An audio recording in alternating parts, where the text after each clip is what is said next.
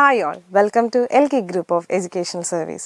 KTET exam classes oriented classes la KTET Physical Science la category 3 la നമ്മൾ periodic table and chemical bonding എന്ന് പറയുന്ന ടോപ്പിക്കിനെ കുറിച്ച് already discuss ചെയ്തതാണ്. അതിൻ്റെ part 1ഉം 2ഉം 3ഉം 4ഉം എല്ലാം നമ്മൾ കവർ ചെയ്തു. ഇന്നത്തെ ക്ലാസ്സിൽ നമുക്ക് പാർട്ട് 5 സെക്ഷൻ ഒന്ന് നോക്കാം. സോ അതിൽ എന്തൊക്കെയാണ് നമ്മൾ മെയിനായിട്ട് ഫോക്കസ് ചെയ്യുന്നതെന്ന് വെച്ച് കഴിഞ്ഞാൽ അതിൽ വരുന്ന മെയിൻ ടോപ്പിക്കാണ് periodic trends in properties of elements. Periodic trends in properties of elements എന്ന് പറഞ്ഞ സെക്ഷനിൽ എന്തൊക്കെ കാര്യങ്ങൾ നമുക്ക് മെയിൻലി ഫോക്കസ് ചെയ്യാനുണ്ട് എന്ന് നമുക്കൊന്ന് ചെക്ക് ചെയ്യാം.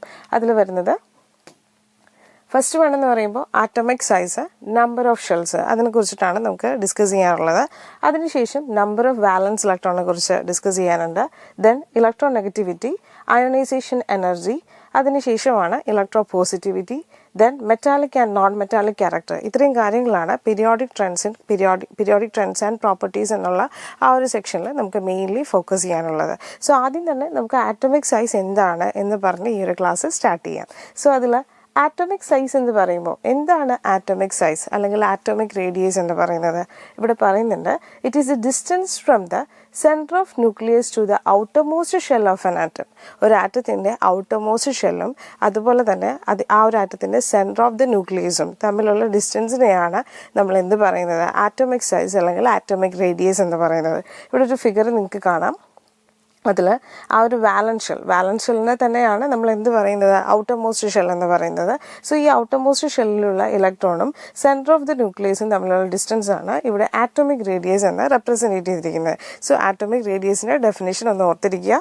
It is a distance from the centre of nucleus to the outermost shell of an atom. Okay, then ഈ ആറ്റോമിക് റേഡിയസിനെ കുറിച്ച് പറയുമ്പോൾ നമുക്ക് പീരീഡിലും ഗ്രൂപ്പിലും എങ്ങനെയാണ് ആറ്റോമിക് റേഡിയസ് അല്ലെങ്കിൽ ആറ്റോമിക് സൈസിൽ വേരിയേഷൻ ഉണ്ടാവുന്നത് എന്ന് പഠിച്ചിരിക്കേണ്ടത് ഇമ്പോർട്ടൻ്റ് ആയിട്ടുള്ള ഒന്നാണ്. സോ നമുക്ക് പീരീഡിലും ഗ്രൂപ്പിലും എങ്ങനെയാണ് ആറ്റോമിക് സൈസ് വാരി ചെയ്യുന്നത് എന്നൊന്ന് നോക്കാം. അതിൽ ഫസ്റ്റ് വരുന്നതാണ്, അതിൻ്റെ ഇമേജ് നിങ്ങൾ ആദ്യം ഒന്ന് നോക്കുക. അതായത് ആറ്റോമിക് റേഡിയസ് പീരീഡിലൂടെ നമ്മൾ നോക്കുകയാണെങ്കിൽ ആറ്റോമിക് റേഡിയസ് ഡിക്രീസ് ചെയ്യുന്നതായി നമുക്ക് കാണാൻ സാധിക്കും. സോ എന്തുകൊണ്ടാണ് ആ ഒരു ആറ്റോമിക് സൈസ് അല്ലെങ്കിൽ ആറ്റോമിക് റേഡിയസ് ഡിക്രീസ് ചെയ്യുന്നത് എന്ന് നമുക്ക് ആദ്യം ഒന്ന് നോക്കാം. അതിൻ്റെ റീസൺസ് ആണ് നമ്മൾ പഠിക്കാൻ പോകുന്നത്. എന്തുകൊണ്ട് ആറ്റോമിക് സൈസ് അല്ലെങ്കിൽ atomic radius across a period decrease ചെയ്യുന്നു. സോ ഇവിടെ നിങ്ങൾക്ക് sodium, magnesium, aluminium, silicon, phosphorus, sulphur, chlorine, argon ഇത്രയും ആറ്റത്തിൻ്റെ സൈസ് അവിടെ റെപ്രസെൻറ്റ് ചെയ്തിട്ടുണ്ട്. നമുക്കിവിടെ നോക്കിയാൽ മനസ്സിലാവുന്ന ഒരു കാര്യം എന്ന് വെച്ച് കഴിഞ്ഞാൽ ഫസ്റ്റ് ആറ്റത്തിൻ്റെ സൈസ് അല്ലെങ്കിൽ ആ ഒരു എലമെൻറ്റിൻ്റെ ആറ്റോമിക് സൈസ് എന്ന് പറയുന്നത് ബിഗ്ഗറാണ്. പക്ഷെ അത് ആർഗണിലേക്ക് എത്തുമ്പോഴേക്കും അതിൻ്റെ ആ ഒരു സൈസിൽ വരുന്ന ആ ഒരു ഡിക്രീസ് നിങ്ങൾക്ക് ഈ ഒരു ഇമേജിൽ നിന്ന് തന്നെ മനസ്സിലാക്കാവുന്നതാണ്. സോ അതിൻ്റെ റീസൺസ് നോക്കുകയാണെങ്കിൽ ഫസ്റ്റ് വരുന്നത് എന്താണെന്ന് വെച്ച് കഴിഞ്ഞാൽ nuclear charge increases across a period. ഒരു പീരീഡിലൂടെ നമ്മൾ നോക്കുകയാണെങ്കിൽ ന്യൂക്ലിയർ ചാർജ് എന്താ സംഭവിക്കുന്നത്? ന്യൂക്ലിയർ ചാർജ് ഇൻക്രീസ് ആകും എന്നാണ് നമ്മൾ പറയുന്നത്. ന്യൂക്ലിയർ ചാർജ് എന്ന് വെച്ചാൽ എന്താണ്? അട്രാക്ഷൻ ബിറ്റ്വീൻ ന്യൂക്ലിയസ് ആൻഡ് ഇലക്ട്രോണിനെയാണ് നമ്മൾ ന്യൂക്ലിയർ ചാർജ് എന്ന് പറയുന്നത്. സോ ഒരു പീരീഡിലൂടെ നമ്മൾ നോക്കുകയാണെങ്കിൽ ന്യൂക്ലിയർ ചാർജ് അല്ലെങ്കിൽ എഫക്റ്റീവ് ന്യൂക്ലിയർ ചാർജ് എന്ന് പറയുന്നത് ഇൻക്രീസ് ആവുകയാണ് ചെയ്യുന്നത്. സോ നമ്മുടെ സെൻറ്റർ ഓഫ് ദി ന്യൂക്ലിയസും അതുപോലെ തന്നെ ഇലക്ട്രോണും തമ്മിലുള്ള അട്രാക്ഷൻ കൂടിക്കഴിഞ്ഞാൽ എന്താ സംഭവിക്കുക? അതിൻ്റെ ആറ്റോമിക് സൈസ് കുറയും അല്ലേ? നമുക്കറിയാം ന്യൂക്ലിയസിൻ്റെ ചാർജ് എന്താണ്? പോസിറ്റീവാണ്. ന്യൂക്ലിയസിൻ്റെ ഉള്ളിൽ പ്രോട്ടോണും ഉണ്ട്, ന്യൂട്രോണും ഉണ്ട്. സോ അതിൻ്റെ ഓവറോൾ ചാർജ് എന്തായിട്ടായിരിക്കും എക്സിബിറ്റ് ചെയ്യുക?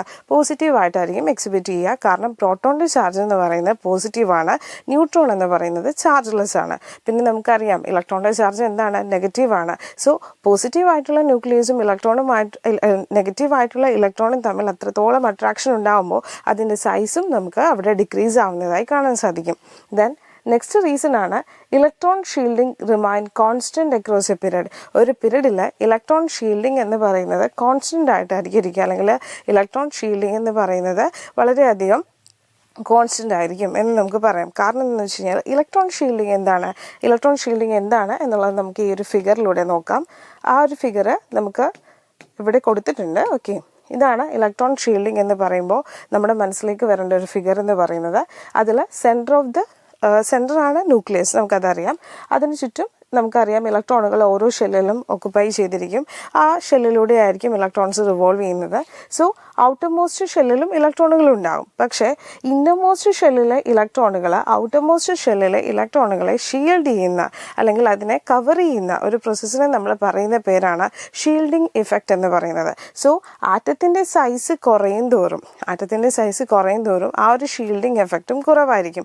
പക്ഷെ ബിഗ്ഗറാണ് ആറ്റത്തിൻ്റെ സൈസ് എങ്കിൽ ആ ഒരു ഷീൽഡിംഗ് എഫക്റ്റ് കൂടുതലായിരിക്കും. അതായത് ഇന്നർമോസ്റ്റ് ഷെൽസ് ഒരുപാട് ഉണ്ടാവും. സോ ഇന്നർമോസ്റ്റ് ഷെൽസും ന്യൂക്ലിയസും തമ്മിലുള്ള അട്രാക്ഷൻ ആയിരിക്കും അവിടെ കൂടുതലായിട്ട് ഉണ്ടാവുക. സോ ഔട്ടർമോസ്റ്റ് ഷെല്ലുമായി ഈ ന്യൂക്ലിയസിന് അത്രത്തോളം അട്രാക്ഷൻ ഉണ്ടാവില്ല.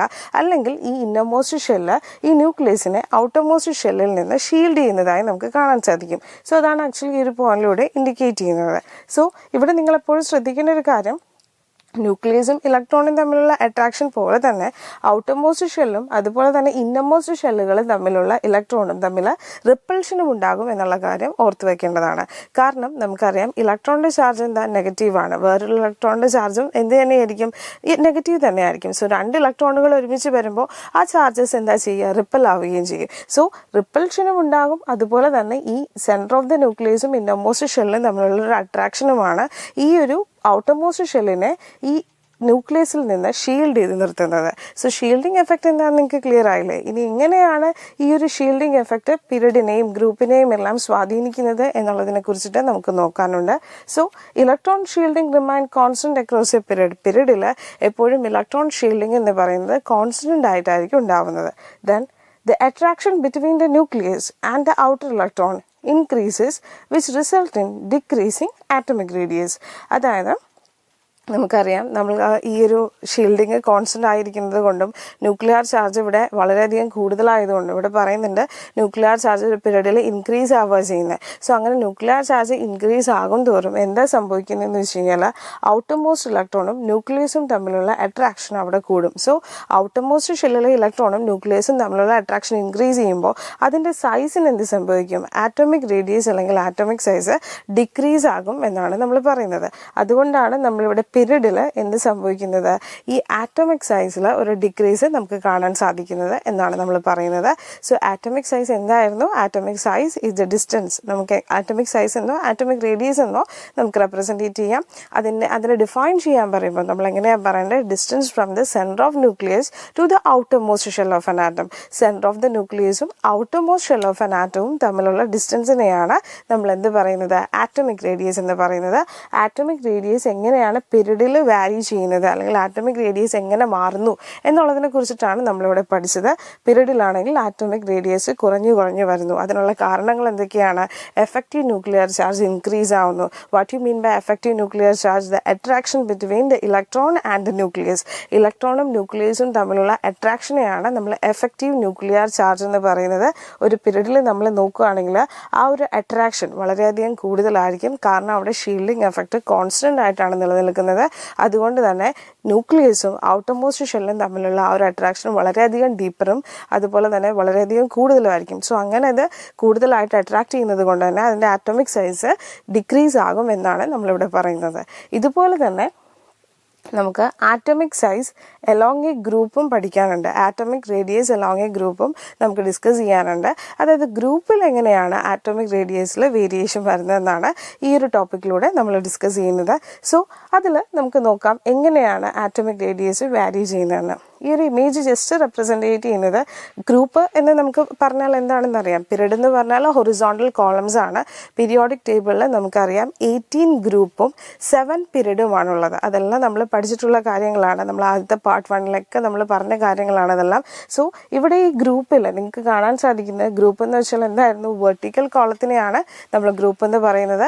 ഹൊറിസോണ്ടൽ കോളത്തിനെയാണ് നമ്മൾ ഹൊറിസോണ്ടൽ റോസിനെയാണ് നമ്മൾ പീരീഡ് എന്ന് പറയുന്നത്. സോ ഇവിടെ വെർട്ടിക്കൽ കോളത്തിലെല്ലാം നമ്മൾ ഒന്ന് ഒബ്സർവ് ചെയ്താൽ നമുക്ക് കാണാവുന്ന ഒരു പ്രോപ്പർട്ടി എന്ന് പറയുന്നത് എന്താണ്, താഴേക്ക് പോകും തോറും അതിൻ്റെ സൈസിൽ ഒരു ഇൻക്രീസ് കാണാം അല്ലേ. നമ്മൾ പീരീഡിൽ പഠിച്ചപ്പോൾ എങ്ങനെയായിരുന്നു പഠിച്ചത്, ആറ്റോമിക് റേഡിയസ് ഡിക്രീസ് ആയി പോകുന്നത് പോലെ നമ്മൾ കണ്ടിരുന്നു. പക്ഷേ ഇവിടെ ആകുമ്പോൾ അതായത് ഗ്രൂപ്പിലാകുമ്പോൾ എന്താണ് സംഭവിക്കുന്നത്, ആറ്റോമിക് റേഡിയസിൽ ഒരു ഇൻക്രീസ് താഴത്തേക്ക് വരും തോറും ആറ്റോമിക് സൈസ് ഇൻക്രീസ് ആവുന്നതായി നമുക്ക് കാണാൻ സാധിക്കും. എന്താണ് അതിന് പിന്നിലുള്ള കാരണം എന്നാണ് നമ്മളിതിനടുത്ത് പഠിക്കുന്നത്. റീസൺസ് നമുക്ക് നോക്കാം എന്തൊക്കെയാണ് ഇതിന് പിന്നിലുള്ള കാരണങ്ങളെന്ന്. ഓക്കെ, സോ അതിൽ ഫസ്റ്റ് പോയിന്റ് വരുന്നത് nuclear charge decreases across A group. ഒരു ഗ്രൂപ്പിൽ നമ്മൾ നോക്കുകയാണെങ്കിൽ ന്യൂക്ലിയർ ചാർജ് എന്ത് ചെയ്യും, ഡിക്രീസ് ചെയ്യും എന്നാണ് പറയുന്നത്. Nuclear charge decrease across A group and electron shielding increases across A group. Electron shielding ഒരു ഗ്രൂപ്പിൽ ഇൻക്രീസ് ആവുന്നതായിട്ടും നമുക്ക് കാണാൻ സാധിക്കും. ഇവിടെ nuclear charge decreases across A group എന്ന് പറയാൻ കാരണം എന്താണ്, ആറ്റത്തിന്റെ സൈസ് കൂടുന്തോറും നടുക്ക് ആണ് ന്യൂക്ലിയസ്. നമുക്കറിയാം ന്യൂക്ലിയസും ഔട്ടർമോസ്റ്റ് ഷെല്ലിലെ ഇലക്ട്രോണുമായിട്ടുള്ള അട്രാക്ഷനെയാണ് നമ്മൾ ആറ്റോമിക് സൈസ് എന്ന് പറയുന്നത്. സോ ന്യൂക്ലിയർ ചാർജ് ഡിക്രീസ് എന്ന് പറയുമ്പോൾ എഫക്റ്റീവ് ന്യൂക്ലിയർ ചാർജ് എന്ന് വെച്ചാൽ എന്താണ് അതിന്റെ meaning, attraction between nucleus and electron. ന്യൂക്ലിയസും ഇലക്ട്രോണും തമ്മിലുള്ള അട്രാക്ഷൻ കുറയുന്നു. കാരണം എന്താണ്, അതിന്റെ സൈസ് കൂടുന്നു. സൈസ് കൂടുമ്പോൾ ഇന്നർമോസ്റ്റ് ഷെൽസ്, അതാണ് നമ്മൾ അടുത്ത പോയിന്റിൽ പറയുന്നത്, ഇലക്ട്രോണിന്റെ ഷീൽഡിംഗ് ഇൻക്രീസ് ആവുന്നു. ഇന്നർമോസ്റ്റ് ഷെൽസ് ഇതിന്റെ ഉള്ളിലുള്ളത് കൊണ്ട് തന്നെ ഔട്ടർമോസ്റ്റ് ഷെൽ അല്ലെങ്കിൽ വാലൻ ഷെല്ലിലെ ഇലക്ട്രോണുമായി ഈ നടുക്കുള്ള ന്യൂക്ലിയസിന് അട്രാക്ഷൻ കുറവായിരിക്കും. അല്ലെങ്കിൽ ഈ ഇന്നർമോസ്റ്റ് ഷെല്ലുകൾ ഈ നടുക്കുള്ള ന്യൂക്ലിയസിനെ ഷീൽഡ് ചെയ്ത് നിർത്തും എന്നാണ് പറയുന്നത്. സോ അവിടെ ഷീൽഡിംഗ് എഫക്റ്റ് എന്തായിരിക്കും, ഇൻക്രീസ് ആയിരിക്കും. സോ ഷീൽഡിംഗ് എഫക്റ്റ് കൂടുന്നത് കൊണ്ടും നമുക്ക് എന്ത് പറയാം, താഴത്തേക്ക് പോകും തോറും ആറ്റോമിക് സൈസ് ഇൻക്രീസ് ആയിക്കൊണ്ടിരിക്കുന്നതിന് കാരണങ്ങൾ ഇതൊക്കെ തന്നെയാണ്. എഫക്റ്റീവ് ന്യൂക്ലിയർ ചാർജ് കുറയുന്നത്, ഇലക്ട്രോൺ ഷീൽഡിംഗ് ഇൻക്രീസ് ആവുന്നത്. ഇനി ലാസ്റ്റ് പോയിന്റ് ആണ് attraction between the nucleus and outer electron decreases which result in A increasing atomic radius. താഴത്തേക്ക് വരും തോറും ന്യൂക്ലിയസിന്റെയും അതുപോലെ തന്നെ ഇലക്ട്രോണിന്റെയും അട്രാക്ഷൻ കുറയുന്നു. അതുകൊണ്ട് തന്നെ അതിന്റെ ആറ്റോമിക് സൈസ് ഇൻക്രീസ് ആവുന്നു. അതേസമയം അട്രാക്ഷൻ കൂടിയാലോ, നമ്മൾ പറഞ്ഞ പോലെ പിരീഡിലെ കേസ് പോലെ ആവും അല്ലേ. അട്രാക്ഷൻ കൂടിക്കഴിഞ്ഞാൽ എന്താ സംഭവിക്കുക, അതിന്റെ സൈസ് കുറയും. സൈസ് കുറയുമ്പോൾ അതിന് കൂടുതൽ എഫക്റ്റീവ് ന്യൂക്ലിയർ ചാർജ് ഉണ്ടാവും അല്ലേ. പക്ഷേ ഈ ഒരു കേസിൽ ഗ്രൂപ്പിൽ എന്താ സംഭവിക്കുന്നതെന്ന് വെച്ച് കഴിഞ്ഞാൽ സൈസ് കൂടുന്തോറും ഷീൽഡിംഗ് എഫക്റ്റ് ഇൻക്രീസ് ആവും. ഷീൽഡിംഗ് എഫക്റ്റ് ഇൻക്രീസ് ആവുന്നത് കൊണ്ട് തന്നെ നടുക്കുള്ള ന്യൂക്ലിയസും ഔട്ടർമോസ്റ്റ് ഷെല്ലിലെ ഇലക്ട്രോണും തമ്മിൽ അധികം അട്രാക്ഷൻ ഉണ്ടാവില്ല. സോ അതിന്റെ സൈസ് ഇൻക്രീസ് ആയിക്കൊണ്ടേ ഇരിക്കും. ഓക്കെ, സോ ഇതിന്റെ രണ്ടെണ്ണത്തിന്റെയും, അതായത് ഗ്രൂപ്പിലും പിരീഡിലും എന്തുകൊണ്ടാണ് ഇങ്ങനെ ഒരു വേരിയേഷൻ വരുന്നത് എന്നതിന്റെ റീസൺ നിങ്ങൾക്ക് ക്ലിയർ ആയില്ലേ. ഇനി നെക്സ്റ്റ് വണ്ണാണ്, നമുക്ക് ഇത് ഓൾറെഡി നമ്മൾ കണ്ട ഇമേജ് ആയിരുന്നു. ഇനി നമുക്ക് നോക്കാം അയോണിക് റേഡിയസ് ആണ്.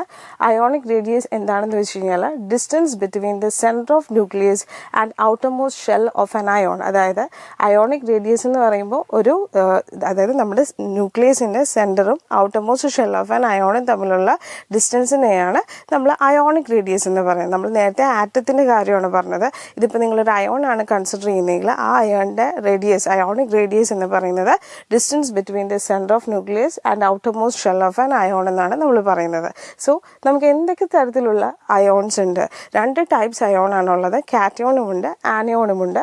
സോ അതെങ്ങനെയാണെന്ന് നമുക്ക് നോക്കാം. There are two type of ion, cation and anion. Cation എന്ന് പറയുന്നത് നമുക്കറിയാം പോസിറ്റീവ്ലി ചാർജ്ഡ് അയോൺസിനെയാണ് നമ്മൾ കാറ്റയോൺ എന്ന് പറയുന്നത്. അതുപോലെ തന്നെ ഒരു ആറ്റത്തിന്റെ ഉള്ളിൽ നിന്ന് ഇലക്ട്രോൺ നഷ്ടപ്പെടുമ്പോഴാണ് കാറ്റയോൺ ഫോർമേഷൻ ഉണ്ടാവുന്നത്. അതേസമയം ആനയോൺ എന്ന് പറയുന്നത് നെഗറ്റീവ്ലി ചാർജ്ഡ് അയോൺ ആണ്. നെഗറ്റീവ്ലി ചാർജ്ഡ് ആയിട്ടുള്ള ആനയോൺ ഫോം ചെയ്യുന്നത് ഒരു ആറ്റത്തിന്റെ ഉള്ളിൽ നിന്ന് ഒരു ആറ്റം ഇലക്ട്രോൺ ഗെയിൻ ചെയ്യുമ്പോഴാണ് ആ ഒരു ആനയോൺ ഫോർമേഷൻ ഉണ്ടാവുന്നത്. സോ ഇവിടെ നിങ്ങൾക്കൊരു ഇമേജ് ഒക്കെ കാണാം. നമുക്കറിയാം സോഡിയം, നമ്മളൊരു എക്സാമ്പിൾ പറയുകയാണെങ്കിൽ സോഡിയത്തിന്റെ ആറ്റമിക് നമ്പർ 11 ആണ്. സോ അതിൽ 11 ഇലക്ട്രോൺസ് ഉണ്ടാവും. സോ 281 എന്നുള്ളതാണ് അതിന്റെ configuration. So octet rule satisfy ചെയ്യാനായിട്ട് ഔട്ടർമോസ്റ്റ് ഷെല്ലിൽ നമുക്ക് എത്ര ഇലക്ട്രോൺ വേണം, 8 ഇലക്ട്രോൺ ആണ് വേണ്ടത്. സോ അതിൽ റിമൈനിങ് ആയിട്ടുള്ള 1 ഇലക്ട്രോൺ അത് ലൂസ് ചെയ്യും. സോ അവിടെ നമുക്ക് എന്തായി മാറും, സോഡിയം എന്ന് പറയുന്ന ന്യൂട്രൽ ആറ്റം Na+ ആയി മാറും. അതേസമയം ക്ലോറിൻ ആണെങ്കിലോ, ക്ലോറിനിൽ 17 ആണ്, 287 ആണ്. 1 more ഇലക്ട്രോൺ അവിടെ നീഡഡ് ആണ്. കാരണം ക്ലോറിന്റെ ഔട്ടർമോസ്റ്റ് ഷെല്ലിലെ ഇലക്ട്രോൺ സ്റ്റേബിൾ ആവണം, 8 ഇലക്ട്രോൺസ് ആവണം. സോ ക്ലോറിൻ എന്ത് ചെയ്യും, ഇലക്ട്രോണിനെ അക്സെപ്റ്റ് ചെയ്യും. സോ നമുക്ക് പറയാം അത് എന്തായി ബിഹേവ് ചെയ്യും, ആനയോണായി ബിഹേവ് ചെയ്യുമെന്ന്. സോ ആനയോൺ എന്ന് പറയുന്നത് നെഗറ്റീവ്ലി ചാർജ്ഡ് അയോണാണ്. ഇലക്ട്രോണിനെ ഗെയിൻ ചെയ്യുമ്പോഴാണ് ആനയോൺ ഫോർമേഷൻ ഉണ്ടാവുന്നത്. അതേസമയം കാറ്റയോൺ എന്ന് പറയുന്നത് പോസിറ്റീവ്ലി ചാർജ്ഡ് അയോണാണ്. ഒരു ആറ്റത്തിൽ നിന്ന് ഇലക്ട്രോൺ നഷ്ടപ്പെടുമ്പോഴാണ് കാറ്റയോൺ ഫോർമേഷൻ ഉണ്ടാവുന്നത്. ദെൻ നമുക്ക് ഇതുവരെ പറഞ്ഞ കാര്യങ്ങൾ മെയിനായിട്ട് ഫോക്കസ് ചെയ്യേണ്ട കുറച്ച് നോട്ട്സ് എന്തൊക്കെയാണെന്ന് നോക്കാം. അതായത് അയോണിക് റേഡിയസ് നമുക്കറിയാം ഗ്രൂപ്പിലും പിരീഡിലും ആറ്റമിക് റേഡിയസ് എങ്ങനെയാണോ മാറുന്നത് അതിനനുസൃതമായി തന്നെയാണ് അയോണിക് റേഡിയസിലും വേരിയേഷൻ ഉണ്ടാവുന്നത്. സോ ഗ്രൂപ്പിലാവുമ്പോൾ അത് ഇൻക്രീസ് ചെയ്യും, പിരീഡിലാവുമ്പോൾ അത് ഡിക്രീസ് ചെയ്യും, നമ്മൾ നേരത്തെ പഠിച്ചതുപോലെ തന്നെ. പിന്നെ ആനയോൺ എപ്പോഴും പാരന്റ് ആറ്റത്തിനേക്കാൾ ലാർജർ ആയിരിക്കും അതിൻ്റെ സൈസ് ഉണ്ടാവുക. കാറ്റയോൺ ആണെങ്കിൽ എപ്പോഴും പാരന്റ് ആറ്റത്തിനേക്കാൾ സൈസ് സ്മോളർ ആയിരിക്കും ഉണ്ടാവുക. സോ അതെന്തുകൊണ്ടാണെന്ന് വെച്ച് കഴിഞ്ഞാൽ കാറ്റയോണിൽ നിന്ന് ഒരു ആറ്റത്തിൽ നിന്ന് ഇലക്ട്രോൺ നഷ്ടപ്പെടുമ്പോഴാണ് കാറ്റയോൺ ഫോർമേഷൻ ഉണ്ടാവുന്നത്. അതേസമയം ഒരു ആറ്റത്തിലേക്ക് ഇലക്ട്രോൺ ആഡ് ആകുമ്പോഴാണ് ആനയോൺ ഫോർമേഷൻ ഉണ്ടാകുന്നത്. സോ ആനയോൺ എപ്പോഴും കമ്പാരിറ്റീവ്ലി ലാർജർ ആയിരിക്കും പാരൻ്റ് ആറ്റത്തേക്കാളും.